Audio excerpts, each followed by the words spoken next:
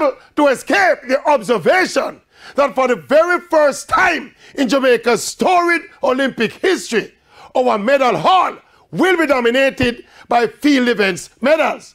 I don't know what the final proportion will be, but so far, 4 of our medals won at these Olympics, including our only gold medal to date, belong to the discus, the shot put, the triple jump, and the long jump. Of course, we keep hearing that an Olympic medal is an Olympic medal. But I think you have Olympic medals and you have Olympic medals.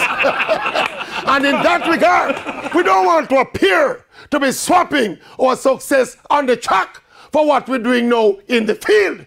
We should, of course, continue to work and improve on our field events, but we must remain concerned about what's been happening on the track, especially in this Olympics.